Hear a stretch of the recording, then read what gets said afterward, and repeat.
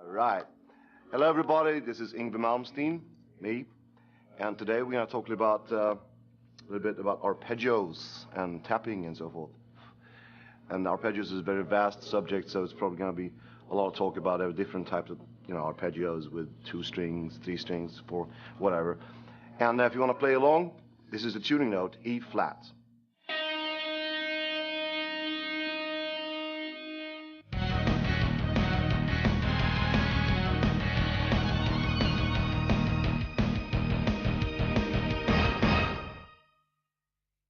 Okay, the first thing I'm going to show you today is a 2-string arpeggio. It's on the G and D string, and it's from a song called Bigfoot on Alcatraz, on the Alcatraz album. It goes like this.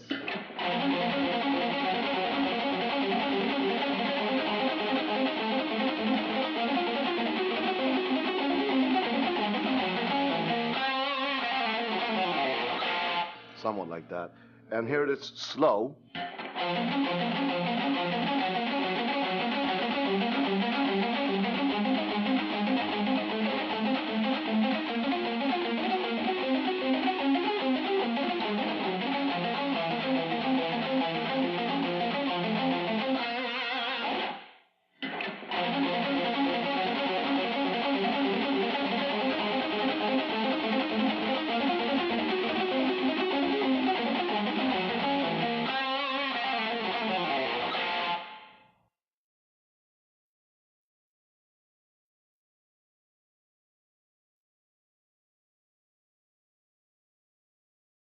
There you go.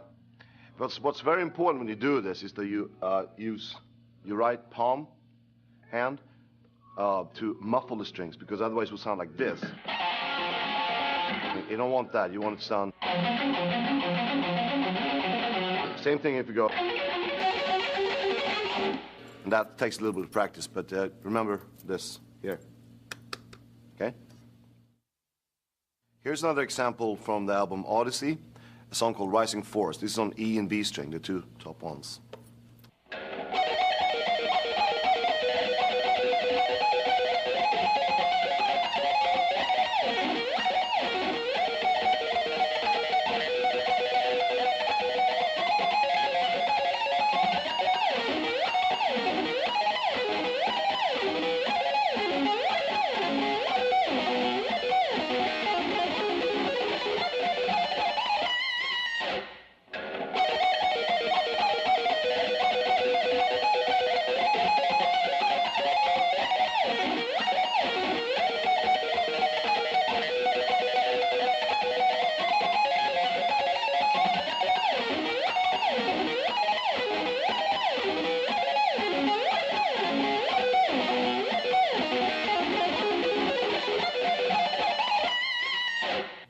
Here it is, slow.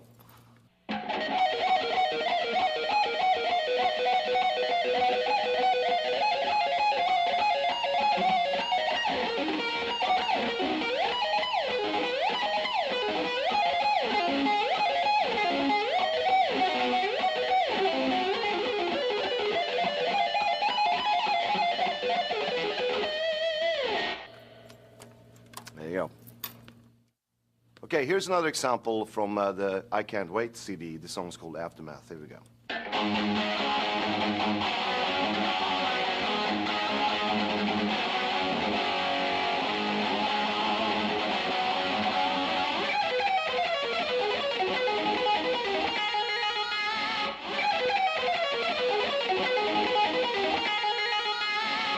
Now I'm just doing the arpeggio bit slow, downwards.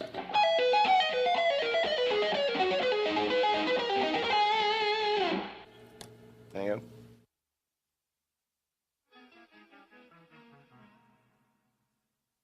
I don't think too much about it. I never looked down at it, but I can show you. It would be like this.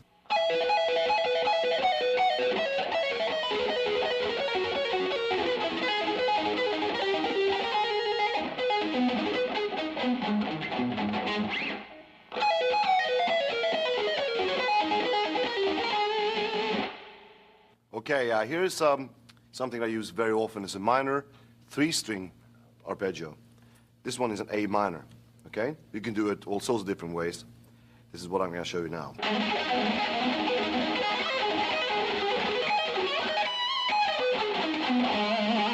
And here would be slow, sort of.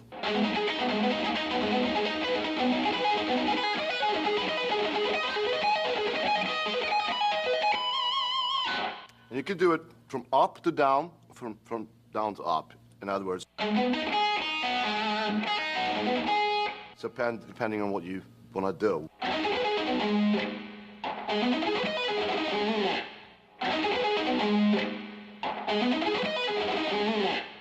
Now I'm going to try to show you slowly what the right hand does in a 3-string arpeggio.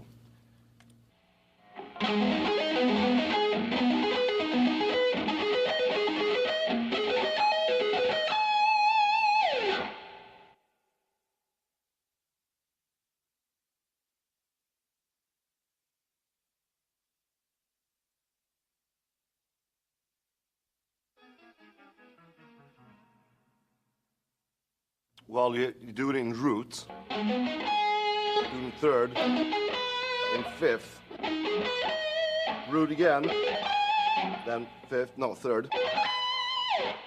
So it goes, you know, root, third, fifth, octave, third. But you can do it any way you want. That's what this example is. You can do it in a lot of different ways. Here's an example of something I use also very frequently. It's a diminished 3-string arpeggio. Here's the same pattern, slow.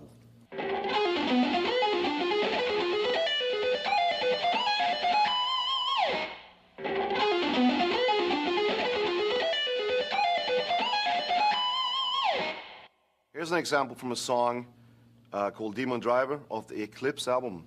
It's a combination of all sorts of diminished and harmonic minor arpeggios on 3 strings. Here it comes.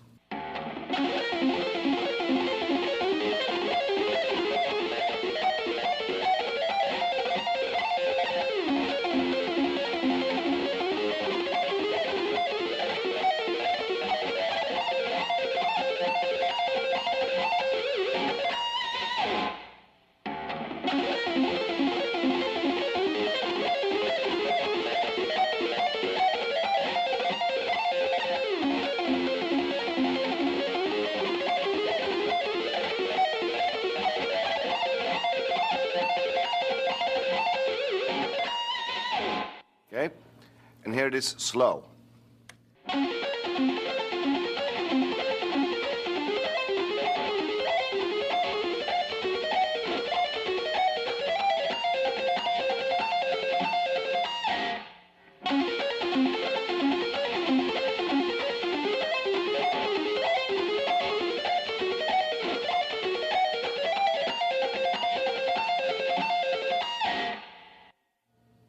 That ending was a suspended, very interesting arpeggio when you do suspended as a chord like this.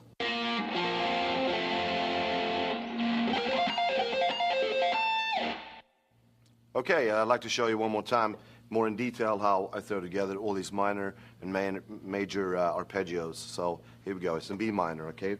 This is B minor, F sharp, major, B minor, A, D, B major, E minor, G sharp diminished, then F sharp suspended, F sharp major, B minor. So it goes.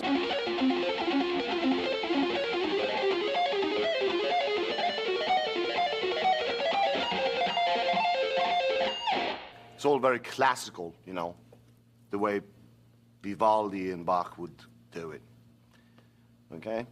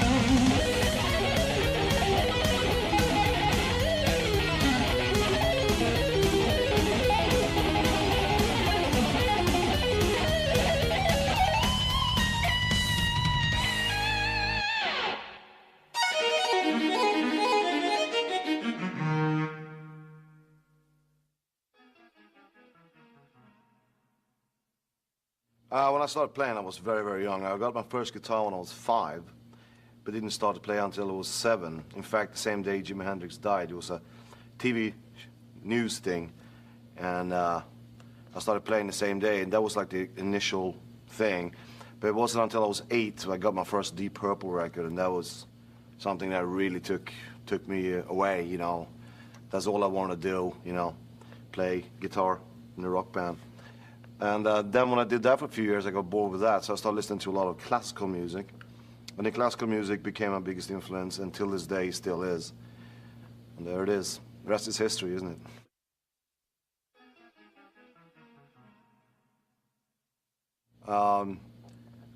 Not when I was listening to him.